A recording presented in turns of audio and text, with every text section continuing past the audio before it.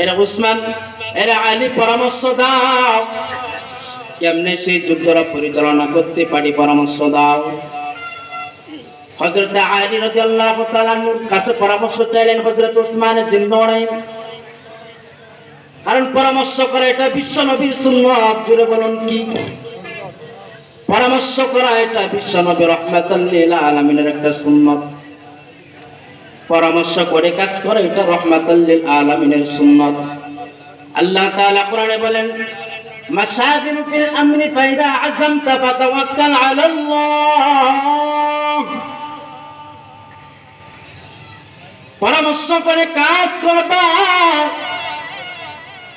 পরামর্শ করে কাজ করার পর সেই পরামর্শের পরে যে সিদ্ধান্তটা আসবে সেই সিদ্ধান্তের উপরে তোমরা কাজ করবা। সিদ্ধান্তের উপরে কাজ করার পর সেই কাজটা যখন করবা তখন তাওয়াক্কালতু আলাল্লাহ, তখন আমার দয়াময় রব্বুল আলামিনের উপরে তাওয়াক্কুল করবা। তুমি যখন পরামর্শ করে কাজ করার পরে আল্লাহর উপরে তাওয়াক্কুল করবা, তখন আমার আল্লাহ সেই কাজের মধ্যে আল্লাহ রহমত দিয়ে পরিপূর্ণ করে দিবে। পরামর্শ করা একটা বিশ্ব নবীর সুন্নাত। আমি তিনটা কথা আপনাদেরকে বলি, এই তিনটা কাজের মধ্যে এত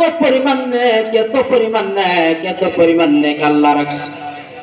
100 গলা কাটা শহীদের সব যদি এক পাল্লায় রাখা হয় যে পরিমাণ নেক হবে, একটা কাজ করলে 100 গলা কাটা শহীদের সব আমার আল্লাহ আপনার আমলনামায় দিয়ে দিবে। একটা কাজ হলো না মুসলমান, নামাজের মুসল্লায় যখন দাঁড়াইবা, ও বহুদিন মুসলমান,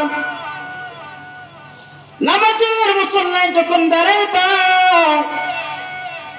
ডানে বামে তাকায়া তাকায়া কাতার সুদা করে দাঁড়াইবা। একটু মেহনত তুমি করলা, কাতারটা সুদা করে ডানে বামে তাকায়া তাকায়া দেখলা।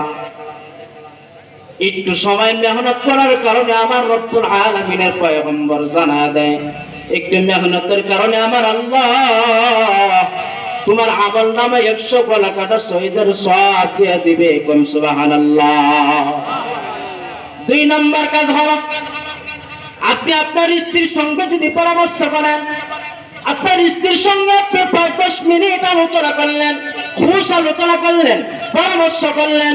আপনি যদি আপনার স্ত্রীর সঙ্গে 5-10 মিনিট আলোচনা করতে পারেন, খুশ আলোচনা করতে পারেন, রাহমাতাল লিল আলামিন বলে আপনার আমলনামার মধ্যে 100 গলা কাটা শহীদের সওয়াব আল্লাহ